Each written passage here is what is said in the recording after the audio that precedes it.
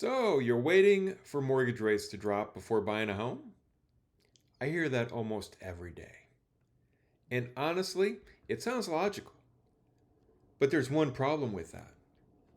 No one, not economists, not lenders, not realtors, not YouTubers, can consistently predict where rates or home prices will be tomorrow, 6 weeks from now, 6 months from now, 12 months from now. If they could, they'd all be billionaires. So let me ask my crystal ball. Where, no, it's really cloudy. I can't, it's not telling me anything. All right, let me consult the magic 8 ball. Okay, will rates drop tomorrow? Ask later. Wow, okay. I checked Amazon. They're still sold out. Or, I asked ChatGPT. It said, I don't know either. We're laughing here, but this is exactly what people are trying to do. They're making one of the biggest financial decisions of their lives based on a prediction that nobody can actually make. And that's why waiting gets tricky. Nobody knows what mortgage rates are going to be, later next week, let alone next year. Home prices, your own life 6 weeks from now, 12 months from now. Maybe rates fall, maybe they rise. Maybe home prices climb another 5%. Maybe you get promoted. Maybe your family grows. Maybe the perfect house comes on the market next month. Life doesn't wait for economists. And every month you rent, you're paying 100% interest.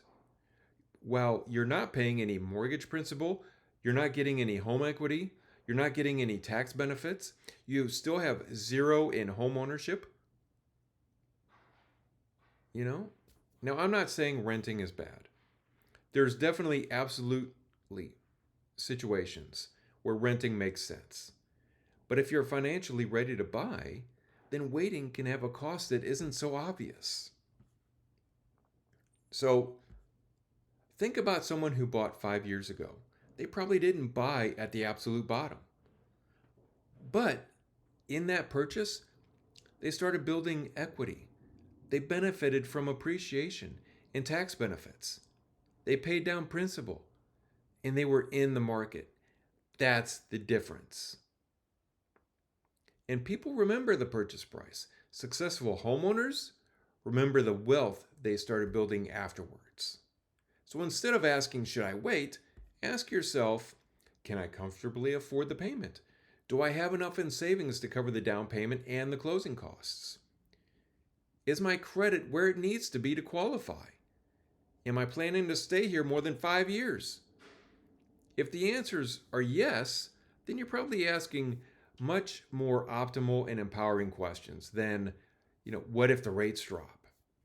And this is huge. I hear this all the time. What if rates drop after I buy? Well, that's a great question. Now, if rates drop, you may have the opportunity to refinance, depending on your financial situation, available loan programs, and the costs involved. But if you wait, you can never go back and buy yesterday's house at yesterday's price. The goal isn't to get a perfectly time in the market, because that's not going to happen. The goal is to make a smart decision based on today's information, based on your life, not CNBC, not TikTok, not your neighbor, but your life. So if you're wondering whether you're ready, let's stop guessing. Let's get on a phone call or get on the website, fill out the application, then look at your numbers. We'll talk through your options, see what you qualify for. And if buying isn't the right move today, right now, in this red hot second, I'll tell you. No pressure, no sales pitch, just honest advice. Because I'm here to help you home, whether it's today or next week or 6 months from now. And this is something that almost no mortgage YouTubers will talk about. opportunity cost. Suppose someone waits 2 years hoping rates fall. Ask, well, what if rates drop, but my home prices rise? What if rates stay the same, but if you spent another 2 years paying rent? What if your income increases during that time? The point isn't to scare people into buying. No. It's to show you that waiting is a decision too. And every decision has trade-offs. You don't need to predict the market. You just need to be prepared for it. And when I say prepared, I mean get pre-approved.